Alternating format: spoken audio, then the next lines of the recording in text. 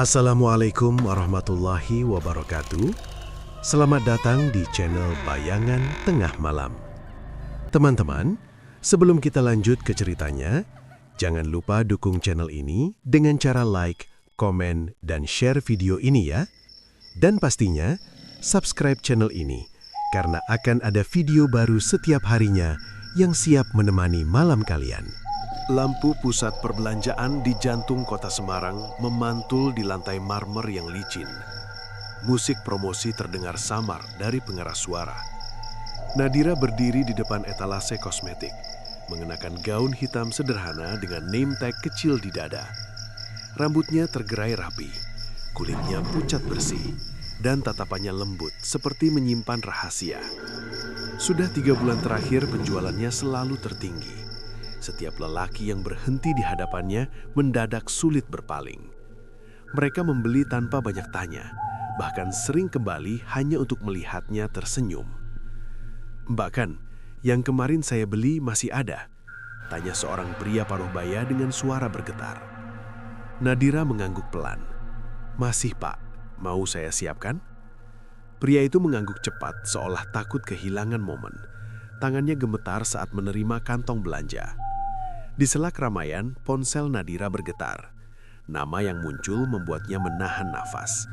Pak Arman, seorang pejabat daerah yang sering terlihat di berita lokal. Mobil dinasnya kerap terparkir di basement mall. "Aku tunggu di hotel." Suara di seberang terdengar berat. "Kamu tahu, kamar biasa." Nadira menutup telepon tanpa banyak kata. Rekan kerjanya, Lita, memperhatikan dari jauh. "Kamu lagi sama orang itu?" bisik Lita saat mendekat. "Kerja tambahan." Lita mendecak pelan. "Hati-hati, Nad. Orang besar jarang tulus." Nadira tak menjawab. Ia tahu betul resiko yang ia ambil. Namun ada sesuatu yang membuatnya selalu yakin. Daya tarik yang tak bisa ditolak siapapun. Malam turun perlahan. Di kamar hotel yang menghadap pelabuhan Tanjung Emas, lampu temaram menciptakan bayangan panjang di dinding. Pak Arman duduk di sofa, menatap Nadira seakan melihat lukisan mahal. "Kamu beda," katanya lirih. "Sejak kenal kamu, pikiranku tak pernah tenang." Nadira mendekat, duduk di sampingnya. "Beda bagaimana, Pak?" "Seperti ada wangi bunga tiap kamu datang." Nadira menahan senyum. Wangi itu memang ada. Samar, seperti kantil yang baru mekar di pekarangan lama. Pak Arman meraih tangannya. "Apa kamu pakai sesuatu?"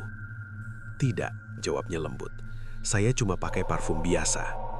Pria itu menggeleng pelan. "Ini bukan parfum." Beberapa menit kemudian, percakapan mereka terhenti oleh ketukan keras di pintu kamar sebelah. Teriakan terdengar samar, lalu hening mendadak. Pak Arman berdiri, wajahnya pucat. "Kamu dengar? Itu bukan urusan kita," ujar Nadira pelan, namun jantungnya berdetak lebih cepat. Sejak 2 minggu terakhir, berita kematian misterius sering muncul. Korbannya lelaki berusia matang dengan jabatan penting. Penyebabnya selalu sama, gagal jantung mendadak. Anehnya, sebelum meninggal, mereka terlihat bersama seorang perempuan cantik di hotel berbeda. Pak Arman kembali duduk memijat pelipis. "Akhir-akhir ini aku sering mimpi aneh." "Mimpi apa?" "Ada perempuan tua berdiri di ujung ranjang. Rambutnya putih, matanya kosong. Dia bilang sesuatu, tapi aku tak ingat jelas." Nadira menelan ludah. Bayangan itu terasa familiar. "Ah, mungkin cuma lelah," katanya berusaha tenang. Pak Arman menatap wajahnya lebih dekat. "Kalau aku berhenti bertemu kamu, apa kamu marah?" Pertanyaan itu membuat udara terasa berat. Nadira bersenyum pelan, namun tatapannya berubah dingin sesaat. "Kenapa harus berhenti?" "Aku takut," bisiknya. Nadira berdiri, berjalan ke cermin besar di dinding. Pantulan wajahnya tampak sempurna. Kulit mulus tanpa celah, bibir merah alami. Namun saat ia berkedip, bayangan di kaca terlambak sepersekian detik. Ia menyentuh pipinya. Ada rasa hangat samar di bawah kulit, seperti benda kecil tertanam di sana. Pak Arman mendekat dari belakang. "Kamu yakin tidak menyembunyikan apa-apa?" Nadira menatapnya lewat pantulan. Semua orang punya rahasia, Pak. Lampu kamar berkedip sesaat, udara mendadak dingin. Di sudut ruangan, aroma bunga semakin kuat, bercampur bau tanah basah. Pak Arman memegang dadanya. Sesak. Nadira berbalik cepat. "Pak." Pria itu terengah, namun setelah beberapa detik, nafasnya kembali normal. Ia tertawa gugup. "Mungkin aku cuma terlalu memikirkan hal aneh." Nadira memapahnya duduk. Dalam hati, ia mendengar bisikan lirih, suara tua yang selalu muncul saat malam semakin larut. Belum waktunya. Nadira menutup mata sejenak. Ia tahu apa arti bisikan itu. Ada harga yang harus dibayar dan belum lunas. Di luar jendela, lampu kapal berkelip di laut gelap. Malam di Semarang terasa lebih pekat dari biasanya, seolah menyimpan sesuatu yang menunggu giliran. Nadira tersenyum lagi, lembut namun menyimpan ancaman tak terlihat. Babak baru saja dimulai. Pagi datang bersama kabar mengejutkan. Televisi di ruang istirahat karyawan menyiarkan berita singkat. Seorang pejabat daerah dilarikan ke rumah sakit karena serangan jantung ringan. Wajah yang tampil di layar membuat tangan Nadira membeku. "Pak Arman." Lita menoleh cepat. "Itu orang yang sering jemput kamu, kan?" Nadira mematikan layar tanpa menjawab. Banyak pejabat yang wajahnya mirip, namun getaran di dadanya tak bisa dibohongi. Rasa hangat di pipi kirinya kembali muncul, seperti bara kecil yang menyala di balik kulit. Sejak pertemuan terakhir di hotel dekat pelabuhan Tanjung Emas, aroma bunga kantil terus mengikutinya. Bahkan saat berada di lantai kosmetik pusat belanja di Semarang, wangi itu menyelinap di antara bau parfum mahal. Siang hari seorang pelanggan muda mendekat. Tatapannya kosong, nafasnya berat. "Mbak, saya cuma mau lihat-lihat," ucapnya pelan. Nadira tersenyum tipis. "Silahkan." Pria itu tak menyentuh satupun produk. Ia hanya berdiri, menatap wajah Nadira tanpa berkedip. Beberapa detik kemudian, darah menetes dari hidungnya. Lita berteriak kecil. "Mas, Anda kenapa?" Tubuh pelanggan itu limbung sebelum satpam datang membawanya pergi. Orang-orang mulai berbisik. Nadira menahan nafas. Sensasi panas di pipinya semakin kuat, seolah ada sesuatu yang bergerak di bawah permukaan. Siang menjelang, ponselnya bergetar. Nomor tak dikenal. "Datanglah," suara serak terdengar di ujung sana. "Kalau ingin selamatkan dia." "Siapa ini?" tanya Nadira. Klik. Sambungan terputus. Hatinya berdebar. Tanpa banyak pikir, ia meminta izin pulang lebih awal. Mobil taksi membawanya ke kawasan tua yang jarang ia kunjungi. Jalanan sempit, lampu redup, udara lembab. Ia berhenti di depan rumah kayu tua dengan halaman dipenuhi pohon kamboja. Pintu terbuka perlahan sebelum ia mengetuk. Seorang perempuan renta berdiri di ambang pintu. Rambutnya panjang memutih, matanya tajam meski tubuhnya bungkuk. "Kau akhirnya datang," katanya datar. Nadira tercekak. Wajah itu mirip sosok dalam mimpi Pak Arman. "Siapa Anda?" "Yang menanamkan daya tarik di wajahmu." Tubuh Nadira terasa dingin. "Nenek sudah meninggal." Perempuan itu tersenyum tipis. "Tubuh ini hanya wadah." Ruangan dalam gelap, hanya diterangi lampu minyak. Bau tanah basah bercampur bunga kantil menusuk penciuman. "Kau pikir pesona itu gratis?" lanjutnya. "Apa yang Anda mau?" Suara Nadira bergetar. "Energi, kehidupan. Lelaki yang tergila padamu memberi makan padaku." Nadira mundur selangkah. "Saya tak pernah menyetujui memberi tumbal." Perempuan itu tertawa pelan. Tidak ada kesepakatan tanpa harga. Tiba-tiba dada Nadira terasa sesak. Rasa panas di pipinya berubah menjadi perih. Ia menyentuh wajahnya, merasakan tonjolan kecil seperti benda keras. "Dia hampir cukup," bisik perempuan itu. "Satu jiwa lagi dan aku bebas dari bayangan." "Maksud Anda, Pak Arman?" "Dia terikat oleh keinginan. Kau hanya umpan." Nadira menggeleng kuat. "Hentikan!" Perempuan tua itu mendekat tanpa suara. "Cabut susuk itu jika berani, tapi wajahmu akan hancur dan semua yang kau miliki hilang." Keheningan menekan ruangan. Di luar angin menggerakkan ranting Kamboja hingga berderit. "Kalau aku menolak?" tanya Nadira lirih. "Maka dia mati malam ini." Jantungnya berdegup keras. Bayangan Pak Arman memegangi dada kembali muncul di pikirannya.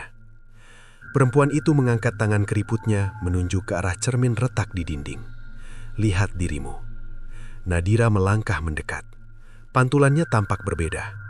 Di balik wajah halus ada bayangan lain menempel samar, seperti siluet tua yang menyatu. "Aku hidup di sana." Suara itu terdengar dari segala arah. Air mata Nadira jatuh tanpa ia sadari. Apa yang harus kulakukan? Bawa dia ke sini sebelum tengah malam. Dan setelah itu, satu nyawa terakhir, lalu kau bebas. Hening kembali menyelimuti ruangan. Nadira tahu janji makhluk itu tak bisa dipercaya. Namun waktu berjalan cepat. Ia melangkah mundur menuju pintu. "Aku akan pikirkan." Perempuan tua itu tersenyum lebih lebar, memperlihatkan gigi menghitam. "Jangan lama, bau kematian sudah dekat." Langit senja berubah gelabu saat Nadira keluar dari rumah tersebut.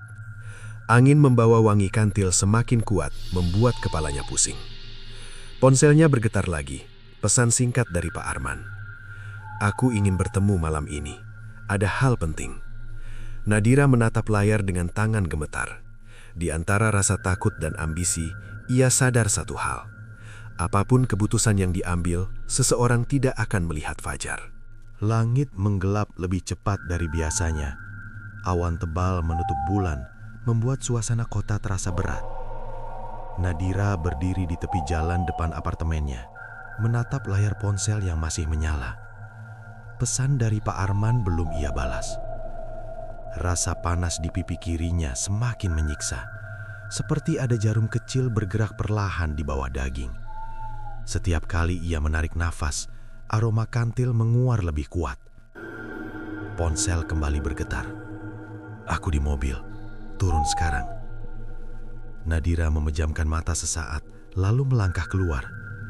Mobil hitam terparkir di bawah pohon terembesi. Pak Arman duduk di kursi belakang, wajahnya pucat, sorot matanya gelisah. "Kamu lama," katanya pelan. "Ada kerjaan," jawab Nadira singkat. Mobil melaju tanpa tujuan jelas. Jalanan menuju kawasan lama terlihat sepi. Lampu kota memantul di kaca, menciptakan bayangan samar di wajah mereka. "Aku mimpi lagi," ucap Pak Arman tiba-tiba. Nadira menoleh. "Tentang perempuan tua itu?" Ia mengangguk. "Dia berdiri di sampingmu, tangannya di bahuku. Dia bilang waktuku hampir habis." Suasana dalam mobil menjadi dingin. Nadira menggenggam tasnya erat. "Kamu percaya hal begitu?" tanyanya pelan. "Awalnya tidak, tapi sejak kenal kamu, hidupku berubah aneh. Aku tak bisa jauh. Setiap mencoba menjauh, dadaku sakit." Nadira terdiam. Kata-kata perempuan tua di rumah kayu kembali terngiang. Satu jiwa lagi. Mobil berhenti di depan hotel tempat mereka biasa bertemu. Gedung tinggi itu tampak suram, seakan menyimpan rahasia kelam. Di dalam kamar, lampu kuning redup menyinari ruangan. Pak Arman berjalan mondar-mandir, nafasnya tak teratur. "Aku mau berhenti. Hubungan ini harus selesai." Ucapan itu membuat jantung Nadira bergetar. Rasa panas di pipinya berubah menjadi perih menusuk. "Kenapa?" Suaranya hampir berbisik. "Aku takut mati." Hening. Nadira mendekat perlahan.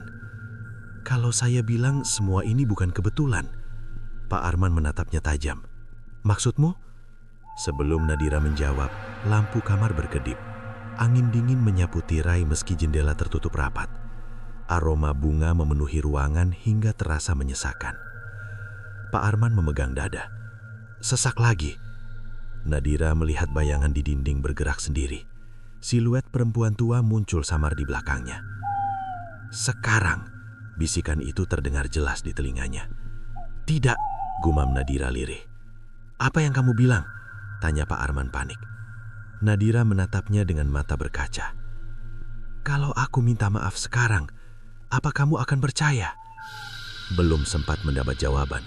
Pak Arman terjatuh berlutut. Nafasnya terengah-engah, wajahnya membiru.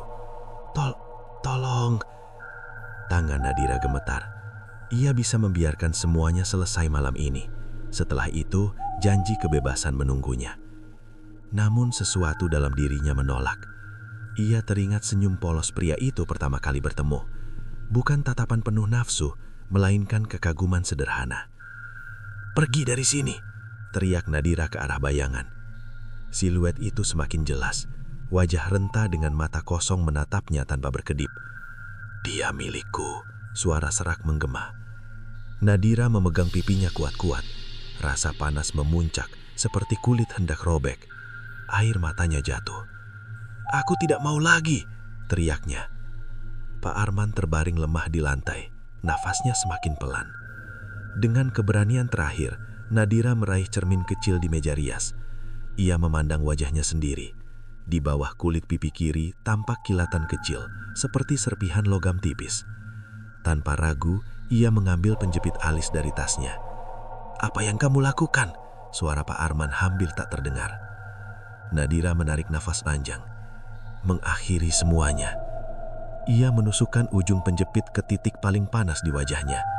Rasa sakit menyambar hebat, membuatnya menjerit. Darah mengalir di pipi, namun ia terus menarik benda kecil yang terasa tertanam kuat. Bayangan perempuan tua menjerit marah. Lampu pecah satu persatu. "Berhenti!" Suara itu mengguncang ruangan. Dengan satu tarikan keras, serpihan kecil berbentuk seperti kelopak bunga akhirnya terlepas. Benda itu berkilau merah sebelum jatuh ke lantai. Sekejap, aroma kantil menghilang. Adara kembali normal. Pak Arman batuk keras, lalu menarik nafas panjang seolah baru muncul dari dalam air. Nadira terjatuh berduduk, wajahnya perih luar biasa. Ia menyentuh pipinya dan merasakan kulitnya kasar, tidak lagi halus sempurna. Bayangan di dinding perlahan memudar, meninggalkan keheningan. Pak Arman bangkit perlahan, menatap Nadira dengan pandangan berbeda. Tidak ada lagi tatapan tergila-gila, hanya kebingungan. "Apa yang terjadi?" Nadira tersenyum lemah. "Kita bebas." Namun saat ia hendak berdiri, terdengar suara retakan kecil di lantai. Serpihan susuk yang tadi jatuh kini berubah gelap, lalu perlahan menghilang seperti terserap bayangan. Di sudut kamar terdengar bisikan sangat pelan. "Belum selesai." Nadira menutup mata. Ia sadar satu hal. Menghapus susuk bukan berarti memutus ikatan seluruhnya. Sesuatu masih mengintai, menunggu celah untuk kembali. Malam belum benar-benar berakhir. Fajar menyingsing dengan cahaya pucat. Nadira duduk di kursi ruang perawatan rumah sakit, menunggu dokter keluar dari kamar Pak Arman. Pipi kirinya dibalut perban tipis. Rasa perih masih terasa, namun tidak lagi membakar seperti semalam. "Pak Arman selamat." Dokter berkata serangan itu bukan murni gangguan jantung, melainkan seperti syok berat yang sulit dijelaskan. Nadira hanya mengangguk tanpa banyak tanya. Saat akhirnya ia diizinkan masuk, Pak Arman tampak lemah, tetapi sadar penuh. Tatapannya berbeda, tidak ada lagi sorot terobsesi. "Kamu baik-baik saja?" tanyanya pelan. Nadira duduk di samping ranjang. "Saya yang seharusnya tanya begitu." Pria itu menghela napas panjang. Aneh, tiba-tiba perasaan itu hilang, seperti bangun dari mimpi panjang. Nadira terdiam. Kalimat itu terasa seperti pisau halus yang mengiris pelan. "Semua ini salah saya," bisiknya. Pak Arman menggeleng. "Tidak, kita sama-sama salah. Setelah ini, kita berhenti." Ucapan tersebut terdengar tegas, tanpa keraguan. Nadira memaksakan senyum. Ia tahu keputusan itu memang seharusnya terjadi. Beberapa jam kemudian, ia kembali ke apartemen kecilnya di pinggir kota. Langkahnya terasa berat. Cermin di ruang tamu memantulkan wajah yang kini berbeda. Kulit pipi kirinya meninggalkan bekas luka tipis memanjang. Kecantikan sempurna itu tak lagi utuh. Anehnya, ia merasa lebih ringan. Namun ketenangan itu tidak bertahan lama. Saat malam tiba, listrik padam mendadak. Ruangan gelap gulita. Nadira berdiri kaku, jantungnya berdetak cepat. Aroma kantil kembali tercium, lebih samar namun jelas. Tidak mungkin, gumamnya.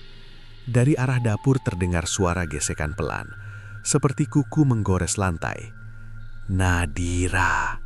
Suara itu memanggil lirih. Ia meraih ponsel sebagai penerangan. Cahaya kecil menyorot sudut ruangan. Tidak ada siapapun, tetapi bayangan di dinding bergerak tidak sesuai arah cahaya. Kau pikir mencabutnya cukup? Suara serak itu terdengar lebih dekat. Nadira mundur selangkah. Aku sudah hentikan semuanya. Terlambat. Bayangan perlahan membentuk siluet perempuan tua. Wajahnya retak seribu, matanya hitam pekat. Kau merusak wadahku. Aku tidak pernah minta semua ini, teriak Nadira. Perempuan itu tersenyum miring. Tapi kau menikmati hasilnya. Kalimat itu membuat Nadira terdiam. Ia tak bisa menyangkal kemewahan, perhatian, serta pujian yang dulu terasa manis. Apa yang kau mau lagi? Tanyanya gemetar. Satu pengganti. Nadira menggeleng kuat. Tidak ada lagi. Kalau begitu, kau yang menggantikan. Udara mendadak membeku. Napas Nadira terlihat samar seperti asap tipis. Ponsel di tangannya mati tiba-tiba. Dalam gelap, ia merasakan sentuhan dingin di pipinya yang terluka. Rasa nyeri menjalar cepat hingga ke kepala. Kau adalah perjanjian itu, bisik suara tersebut. Darahmu sudah menyentuh susuk, ikatan berpindah. Nadira jatuh berlutut. Kenangan masa kecil muncul sekilas. Neneknya pernah membawanya ke sebuah rumah kayu, memperlihatkan bunga kantil yang direndam air kembang. Cantik itu kekuatan, kata nenek waktu itu. Air mata mengalir di wajah Nadira. Apa aku harus mati? Tawa pelan menggema. Tidak, tahu akan menjadi jembatan. Lampu kembali menyala tiba-tiba. Ruangan kosong, tidak ada bayangan aneh. Aroma bunga pun lenyap. Nadira bertabuk lama, mencoba mengatur napas. Beberapa menit kemudian, ponselnya hidup kembali. Notifikasi berita muncul di layar. Seorang pejabat lain ditemukan meninggal mendadak di kamar hotel berbeda. Nadira membeku, ia tidak pernah bertemu pria itu. Rasa dingin merayap di punggungnya. Jika bukan melalui dirinya, lalu bagaimana? Cermin di ruang tamu tiba-tiba retak halus tanpa sebab. Dari pantulannya ia melihat sesuatu berdiri di belakangnya. Bukan perempuan tua, melainkan sosok yang bentuknya menyerupai dirinya sendiri. Versi lain dengan senyum tipis dan mata kosong. Kita belum selesai, ujar pantulan itu pelan. Nadira berbalik cepat, tidak ada siapapun di sana. Ia kembali menatap kaca. Bayangan sudah normal, tetapi bekas retakan membelah tepat di sisi wajahnya yang terluka. Nadira menyentuh pipinya perlahan. Luka itu terasa berdenyut lembut, bukan seperti sakit, melainkan seperti panggilan. Kini ia mengerti. Susuk memang telah dicabut, tetapi energi yang dilepaskan tidak hilang. Ia mencari inang baru, dan sebagian telah melekat pada dirinya. Malam terasa panjang. Di luar jendela, angin berdesir pelan membawa aroma bunga yang hampir tak tercium. Nadira berdiri dalam diam. Ia sadar satu hal yang menakutkan. Pertarungan ini bukan lagi soal menyelamatkan orang lain, melainkan menyelamatkan dirinya sendiri dari sesuatu yang perlahan ingin lahir melalui tubuhnya. 3 hari berlalu tanpa kabar aneh. Tidak ada berita kematian baru. Tidak terdengar lagi bisikan di sudut ruangan. Nadira mulai percaya semua sudah benar-benar berakhir. Namun pagi itu, saat ia bersiap kembali bekerja di pusat perbelanjaan, sesuatu membuatnya terdiam. Bekas luka di pipi kirinya menghilang. Bukan memudar, hilang sepenuhnya. Kulitnya kembali halus seperti dulu, bahkan terlihat lebih cerah dari sebelumnya. Nadira menatap cermin lama sekali. Ia menyentuh wajahnya berulang kali, memastikan itu nyata. Apa ini? Gumamnya pelan. Ponsel berdering. Lita menelpon. Nat, kamu masuk hari ini? Banyak yang cari kamu. Sejak kamu izin, penjualan turun parah. Nadira ragu sesaat. Aku datang. Sesampainya di lantai kosmetik mall di Semarang, beberapa pelanggan langsung menghampiri. Tatapan mereka terasa berbeda, lebih dalam, lebih lapar. "Bahkan makin cantik ya," ujar seorang pria sambil tersenyum aneh. Nadira hanya menjawab singkat, "Terima kasih." Setiap kali ia berbicara, aroma kantil kembali tercium, lebih lembut namun jelas. Lita mendekat dengan wajah heran. "Kamu pakai parfum baru?" "Tidak." "Serius? Harumnya beda." Nadira tidak membalas. Di dalam dada ada sensasi bergetar pelan, seperti sesuatu yang bangun dari tidur panjang. Menjelang sore, seorang lelaki asing berdiri agak jauh dari konter. Pakaiannya rapi, rambutnya disisir ke belakang. Ia tidak membeli apapun, hanya mengamati. Tatapan itu membuat Nadira merinding. Pria tersebut akhirnya mendekat. "Kita pernah bertemu?" "Saya rasa tidak," jawab Nadira tenang. Ia tersenyum tipis. "Tapi saya merasa mengenalmu." Kalimat itu terdengar terlalu familiar. Nadira merasakan denyut kecil di pipinya, hangat, bukan menyakitkan. "Ada yang bisa saya bantu?" tanyanya formal. Lelaki itu menggeleng pelan. "Saya hanya ingin melihatmu lebih dekat." Lita yang mendengar langsung menyelah. "Maaf Pak, kalau tidak membeli produk, mohon jangan mengganggu." Pria tersebut tertawa ringan, lalu pergi. Namun sebelum berbalik, ia berbisik pelan pada Nadira. "Wajah itu bukan milikmu sepenuhnya." Tubuh Nadira membeku. Malamnya ia pulang dengan perasaan tidak tenang. Di apartemen, ia berdiri di depan cermin besar. Kali ini ia sengaja mematikan lampu, hanya menyisakan cahaya dari luar jendela. Pantulannya tampak normal. Ia mendekat. Beberapa detik berlalu tanpa perubahan, hingga tiba-tiba bayangan di kaca tersenyum lebih dulu sebelum ia melakukannya. Nadira mundur cepat. "Apa maumu?" bisiknya gemetar. Pantulan itu membuka mulut, namun suara yang keluar bukan miliknya. "Aku sudah lahir kembali." Nadira menutup telinga. Tidak mungkin, susuknya sudah hilang. Bendanya hilang, energinya tidak. Cahaya dari luar meredup karena awan menutup bulan. Dalam gelap, pantulan di kaca bergerak sendiri, perlahan keluar dari batas kaca seperti kabut yang membentuk wujud. Sosok itu menyerupainya, tetapi sorot matanya kosong. "Kau hanya wadah," katanya pelan. Nadira berlari ke pintu, namun gagang tak bisa diputar. Udara terasa berat. "Aku tidak mau," teriaknya. Sosok itu mendekat tanpa suara. "Kau mencicipi kekuatan itu, kini kau bagian darinya." "Pergi!" Nadira meraih vas bunga di meja dan melemparkannya ke cermin. Kaca pecah berhamburan, bayangan itu buyar sekejap. Nadira terengah-engah menatap serpihan di lantai. Dalam setiap pecahan kecil, ia melihat wajahnya sendiri tersenyum tipis. Ponselnya bergetar tiba-tiba. Pesan masuk dari nomor tak terkenal. "Aku tahu rahasiamu, kita perlu bertemu." Jantungnya berdetak keras. Nama pengirim tidak tertera, hanya lokasi pertemuan, sebuah rumah tua di kawasan yang sama dengan tempat perempuan renta dulu muncul. Nadira menggigit bibir. Ia sadar satu hal. Makhluk itu tidak lagi bergantung pada susuk fisik. Ia telah menempel pada dirinya, menyatu dalam darah dan nafas. Jika dibiarkan, ia bukan hanya menarik perhatian lelaki, ia bisa memanggil kematian tanpa perlu disentuh. Nadira menatap serpihan kaca terakhir. Dalam pantulan kecil itu, sosok lain kembali muncul. Kali ini lebih jelas. "Kita akan berbagi tubuh," bisiknya lembut. Air mata Nadira jatuh perlahan. Ia memahami, ancaman sebenarnya bukan lagi kehilangan kecantikan, melainkan kehilangan kendali. Dan malam ini, ia harus kembali ke rumah kayu itu, bukan untuk meminta pertolongan, melainkan untuk mengakhiri semuanya, apapun resikonya. Angin malam berhembus pelan saat Nadira tiba di kawasan tua di pinggir Semarang. Jalanan sempit itu lebih sunyi dari sebelumnya. Lampu temaram memantulkan bayangan pohon Kamboja yang menjulang kaku seperti penjaga bisu. Rumah kayu yang pernah ia datangi kini tampak lebih rapuh. Cat dindingnya mengelupas, pintu depan terbuka sedikit, seolah sudah menunggu kedatangannya. Nadira berhenti beberapa langkah sebelum masuk. Jantungnya berdetak cepat, namun kali ini bukan karena takut sepenuhnya. Ada rasa lain, dorongan aneh dari dalam dirinya. "Aku tidak datang untuk menyerah," bisiknya pelan. Ia melangkah masuk. Bagian dalam rumah lebih gelap dari terakhir kali. Tidak ada lampu minyak, hanya cahaya bulan yang masuk lewat celah atap bocor. Bau tanah lembab bercampur aroma kantil memenuhi udara. Kau kembali.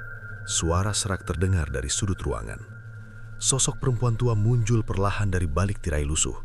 Tubuhnya tampak lebih kurus, wajahnya retak seperti tanah kering. "Ini belum selesai," kata Nadira tegas. Perempuan itu tersenyum tipis. Justru sudah dimulai. Nadira merasakan getaran di pipinya, hangat tetapi tidak menyakitkan.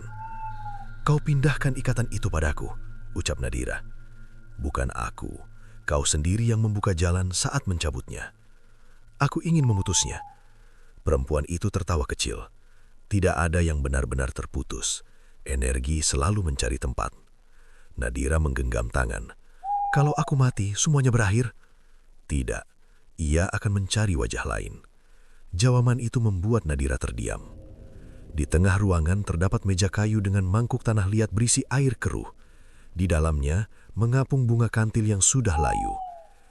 "Dulu nenekmu meminta kekuatan agar keluarganya dihormati. Ia tak sanggup membayar, maka garis darahmu jadi jaminan." Nadira menggeleng. "Aku tak pernah setuju." Perjanjian tak selalu menunggu izin. Tiba-tiba, udara berubah dingin. Dari dinding belakang, muncul bayangan menyerupai dirinya sendiri. Wujud itu lebih jelas dibanding sebelumnya. Rambut terurai, mata kosong, senyum tipis menghias wajahnya. "Aku siap," kata bayangan tersebut lembut. Nadira menatapnya dengan napas berat. "Kau bukan aku.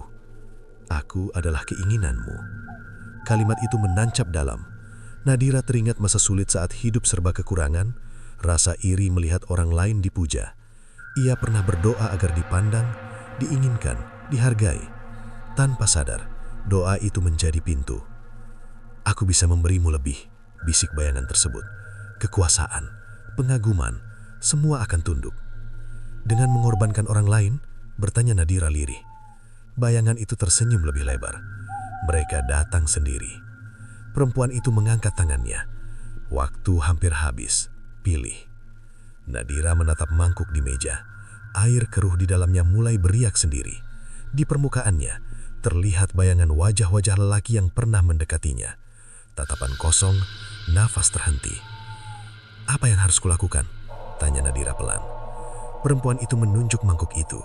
"Masuklah, terima seluruhnya, atau lepaskan semuanya." "Bagaimana cara melepas?" "Serahkan wajahmu." Nadira terdiam. "Maksudmu?" "Biarkan ia lahir sepenuhnya. Kau akan hilang, ia mengambil tempatmu. Siklus berhenti karena tidak ada lagi pertarungan." "Itu sama saja mati." "Bisa jadi." Keheningan menyelimuti ruangan. Bayangan dirinya melangkah lebih dekat. "Kau lelah melawan. Aku bisa melanjutkan hidupmu tanpa rasa takut." Nadira menutup mata sejenak. Ia membayangkan kembali tatapan Pak Arman saat terbebas dari pengaruh itu. Tatapan biasa, tanpa obsesi. Untuk pertama kalinya, ia merasa dilihat sebagai manusia, bukan objek keinginan. "Aku tidak mau jadi alat," katanya tegas. Ia melangkah menuju mangkuk tanah liat, lalu mengangkatnya tinggi. "Apa yang kau lakukan?" bentak perempuan tua. "Kalau sumbernya hilang, mungkin semuanya berakhir." Dengan satu gerakan cepat, Nadira membanting mangkuk itu ke lantai. Air keruh tumpah, bunga layu terpental ke sudut ruangan. Rumah bergetar hebat, dinding kayu berderit keras. Bayangan dirinya menjerit melengking. "Kau bodoh!" teriak perempuan tua. Cahaya putih menyilaukan muncul dari pecahan mangkuk. Aroma kantil berubah tajam, lalu menghilang perlahan. Nadira terjatuh berdiduk. Rasa panas di pipinya lenyap sepenuhnya. Tidak ada lagi getaran. Bayangan di dinding memudar, seolah tersedot ke tanah. Perempuan itu menatapnya dengan wajah tak percaya, sebelum tubuhnya retak dan hancur seperti debu. Dalam hitungan detik, rumah kayu itu sunyi. Nadira bangkit perlahan. Tidak ada lagi suara bisikan, tidak ada aroma bunga. Ia menyentuh wajahnya. Kulitnya terasa biasa, tidak sempurna, tidak bercahaya berlebihan. Untuk pertama kalinya sejak semua ini dimulai, ia merasa benar-benar sendiri. Dan anehnya, ia tidak takut. Di luar, angin malam berhembus lembut. Pohon Kamboja bergoyang pelan tanpa suara aneh. Nadira melangkah keluar dari rumah itu tanpa menoleh. Namun jauh di belakangnya, di antara puing kayu lapuk, satu kelopak kantil yang belum sepenuhnya kering masih terletak diam, seolah menunggu disentuh kembali. Setelah peristiwa di rumah tua, Nadira mencoba menjalani hari seperti biasa. Ia kembali bekerja di pusat belanja di kawasan Semarang dengan langkah lebih tenang. Wajahnya kini tampak normal, tanpa kilau berlebihan maupun luka lama. Tidak ada lagi wangi bunga yang mengikuti. Namun, ketenangan itu terasa terlalu sunyi. Beberapa pelanggan tetap datang, tetapi tidak lagi menunjukkan tatapan aneh. Penjualan menurun dan Lita mulai khawatir. "Kamu baik saja?" tanya rekan kerjanya saat istirahat.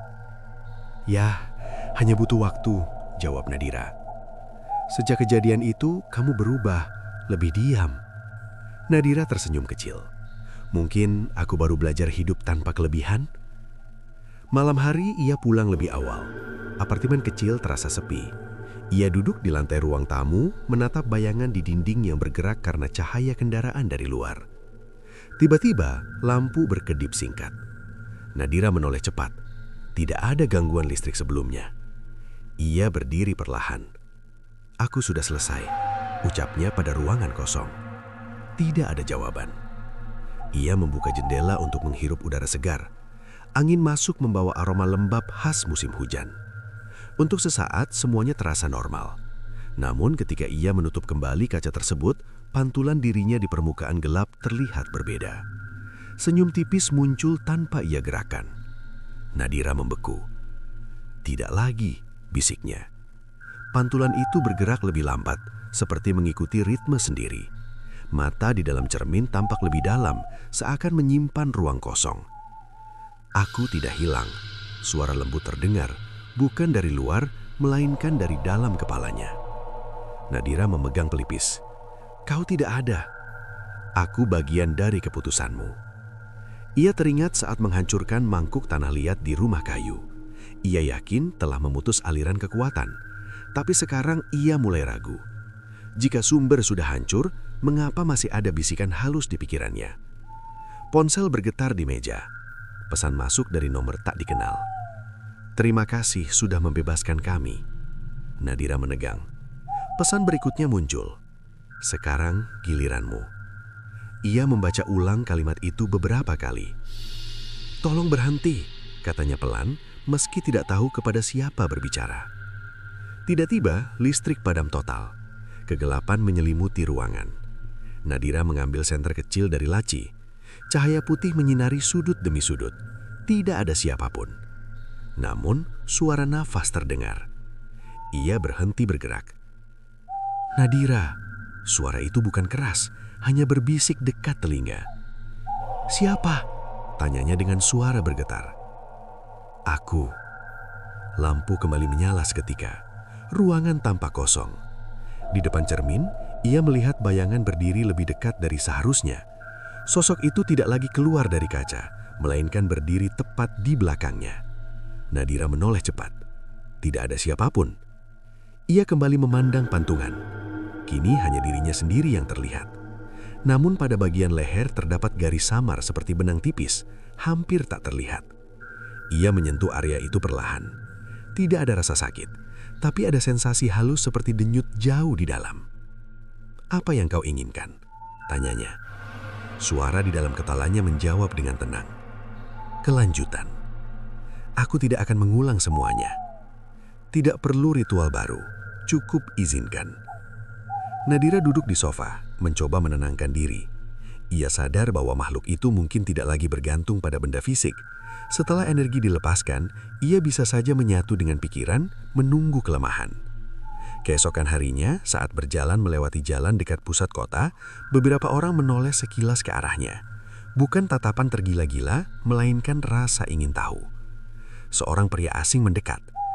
"Maaf mbak, kita pernah bertemu." Nadira menggeleng. "Saya rasa tidak." Lelaki itu tersenyum canggung lalu pergi. Nadira merasa biasa saja. Tidak ada dorongan, tidak ada getaran. Namun saat ia melewati kaca toko, pantulan di sana tersenyum sedikit lebih lama sebelum mengikuti gerakannya. Ia berhenti dan menatap serius. "Kita harus jelas," katanya pelan. Pantulan itu menatap balik. Aku tidak akan mengambil alih. Aku hanya ingin bertahan. Nadira menghela nafas panjang. Mungkin bukan tentang melawan, melainkan menjaga keseimbangan. Ia menyadari satu hal penting. Selama ia tetap sadar dan tidak menyerahkan kendali, apapun yang tersisa tidak akan bisa tumbuh. Malam kembali datang. Ia duduk di tepi tempat tidur, menulis di buku kecil tentang semua pengalaman yang terjadi. Setiap kalimat membuatnya merasa lebih kuat. Sebelum tidur, ia menatap cermin sekali lagi.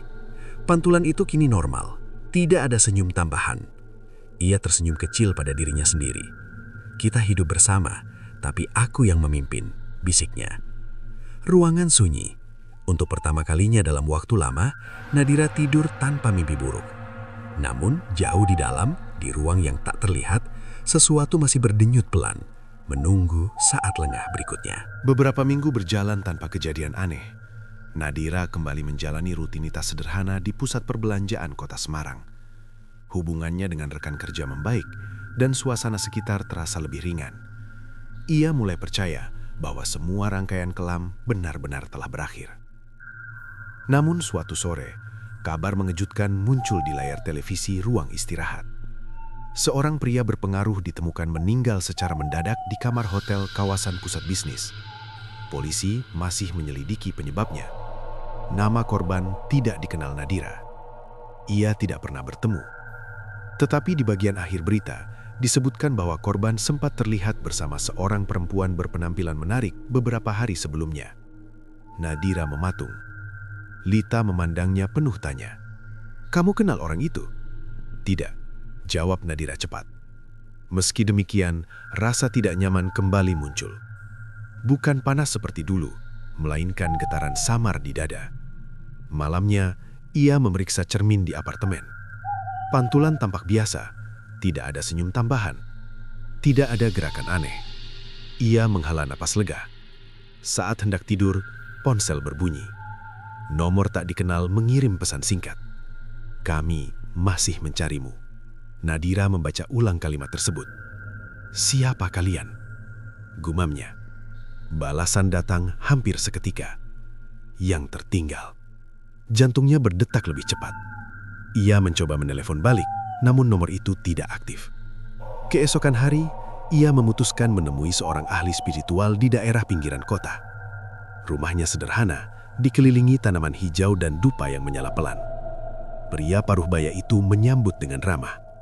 "Ada yang mengganggu?" tanyanya lembut. Nadira menceritakan sebagian pengalaman tanpa menyebut detail terlalu dalam. Ia hanya berkata bahwa pernah terlibat dalam praktik yang kini ingin ia hentikan. Sang pria mendengarkan dengan serius. Kadang sesuatu tidak sepenuhnya hilang. Ia bisa berpindah atau menunggu.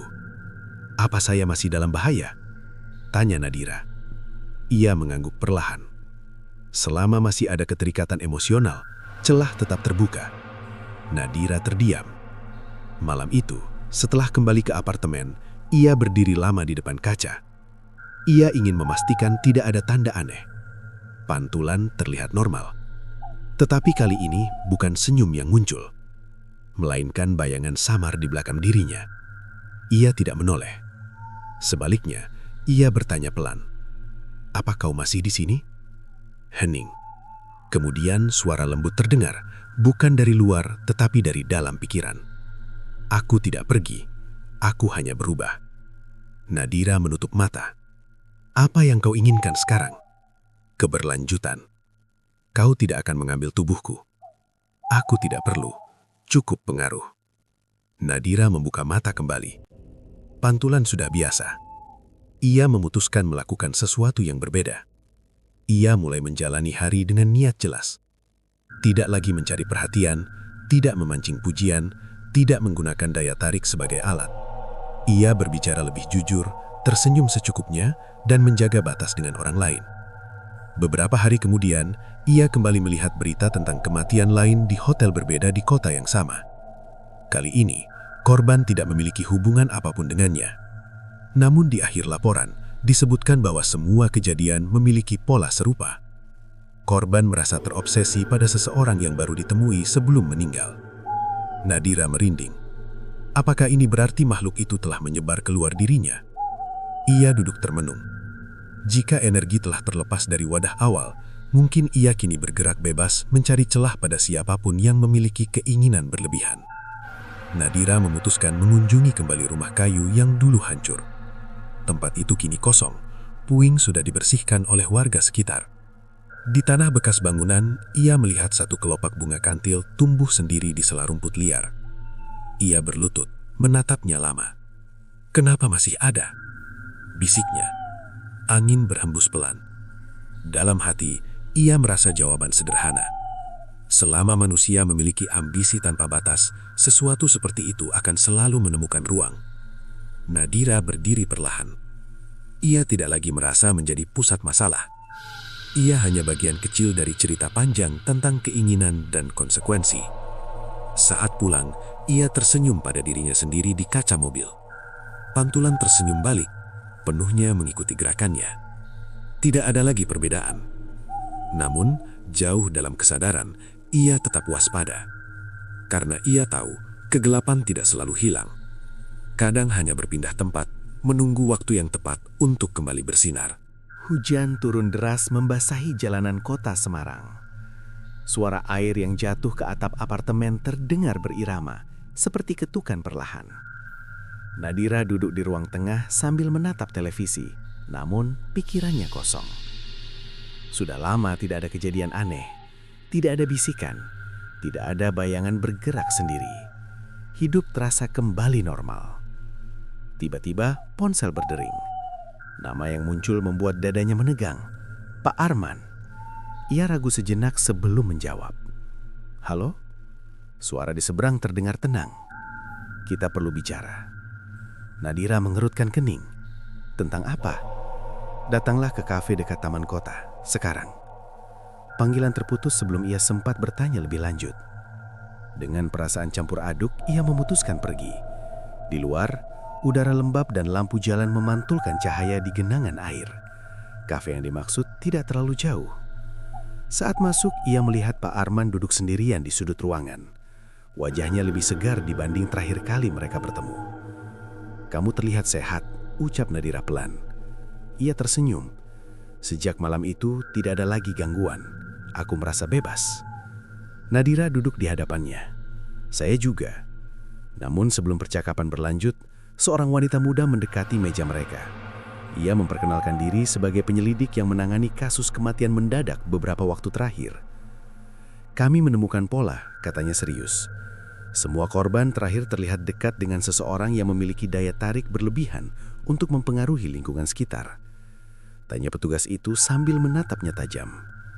Pak Arman langsung menjawab, "Tidak ada yang seperti itu." Namun Nadira sadar, jejak masa lalu masih mungkin meninggalkan dampak. Setelah wanita itu pergi, suasana menjadi hening. "Apakah kau merasa bersalah?" tanya Pak Arman lembut. Nadira menatap cangkir kopi di depannya. "Saya hanya ingin dihentikan semua itu. Dan sekarang, aku tidak tahu." Di dalam dirinya ada kesadaran baru. Ia tidak lagi dikendalikan oleh sesuatu yang tertanam, tapi ingatan serta pengalaman tetap menjadi bagian dari dirinya. Saat hujan mulai reda, mereka keluar dari kafe. Jalanan masih basah, memantulkan cahaya lampu kendaraan. Pak Arman berhenti sejenak. "Kamu tidak perlu sendirian menghadapi apapun lagi." Nadira tersenyum kecil. "Terima kasih." Ia berjalan pulang dengan perasaan berbeda, bukan lagi ketakutan, melainkan kewaspadaan tenang. Sesampainya di apartemen, ia berdiri di depan cermin. Pantulan terlihat biasa, tidak ada tanda aneh. Ia berbicara pelan pada dirinya sendiri.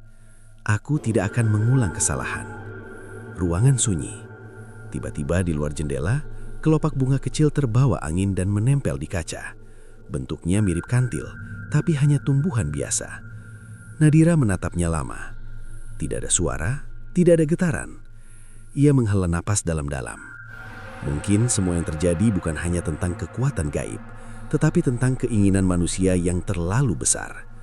Ia belajar bahwa pesona tanpa batas bisa membawa konsekuensi tak terduga. Malam semakin larut. Nadira mematikan lampu dan berbaring. Untuk pertama kalinya, ia tidak bermimpi tentang perempuan tua, tidak melihat bayangan lain, tidak mendengar bisikan. Namun sebelum benar-benar terlelap, ia sempat berpikir satu hal terakhir. Jika suatu saat dorongan lama kembali muncul, ia akan siap menolaknya. Karena kini ia tahu, kendali bukan berasal dari benda atau ritual, melainkan dari keputusan dalam hati. Dan cerita yang dimulai dengan susuk pengasihan berakhir bukan dengan kematian, melainkan dengan kesadaran. Di luar, hujan telah berhenti. Langit mulai cerah. Babak baru hidupnya pun dimulai.